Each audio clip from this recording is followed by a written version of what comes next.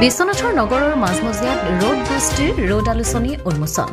2019 চনৰ পৰা প্ৰকাশ পাই আহিছে ৰোড আলোচনী ৰোড গোষ্ঠীৰ দ্বাৰা প্ৰকাশ পোৱা ৰোড আলোচনীখন আজি আনুষ্ঠানিকপূৰ্বক উন্মোচন কৰা হয় উল্লেখযোগ্য যে বিশ্বনাথ নগৰৰ মাজমজিয়াত 2025 বৰ্ষৰ প্ৰথম সংখ্যক ৰোড আলোচনীখন উন্মোচন কৰে সমাজসেৱক তথা জিলাখনৰ জ্যেষ্ঠ সাংবাদিক নিৰঞ্জন হাজৰিকাই ৰোড গোষ্ঠীৰ 2025 বৰ্ষৰ প্ৰথম সংখ্যক আলোচনীৰ ৰোডৰ উন্মোচনী অনুষ্ঠানত উন্মোচক নিৰঞ্জন হাজৰিকাই ৰোড গোষ্ঠীৰ সকলো লেখক লেখিকাক শুভেচ্ছা তথা ধন্যবাদ জ্ঞাপন কৰে ৰোড গোষ্ঠীৰ সম্পাদক জয়ন্ত বৰুৱাই আধৰা অনুষ্ঠানটিত আমন্ত্ৰিত বিশিষ্ট ক্ৰমে গোপাল শৰ্মা তেজেন হাজৰিকা তৃপ্তিৰেখা দাস প্ৰতিভা বৰুৱা মাধৱী হাজৰিকা দুলাল বৰা পূৰ্বালী শইকীয়া আৰু সাংবাদিক বিনীত ঝা উপস্থিত থকা বুলি জানিব পৰা গৈছে ধন্যবাদ জনাইছো আৰু আশা কৰিম যে ৰোড গোষ্ঠীয়ে আগৰ দৰে কাম কৰি যাওক আৰু যি আমাৰ এখন ৰোডৰ যিখন আলোচনী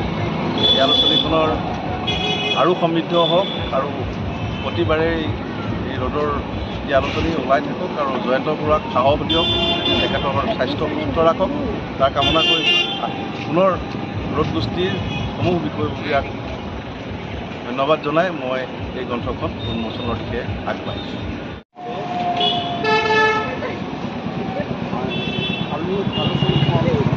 আমি পদপথতে আগবাঢ়িছোঁ যিহেতু আমাৰ আলোচনীখন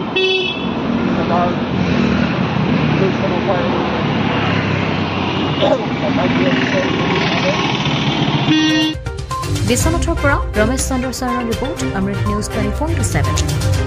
অমৃত প্ৰবাহ অসমীয়া সাপ্তাহিক কাকতৰ ডিজিটেল সংস্কৰণ অমৃত নিউজ সত্যৰ সন্ধানত অমৃত নিউজ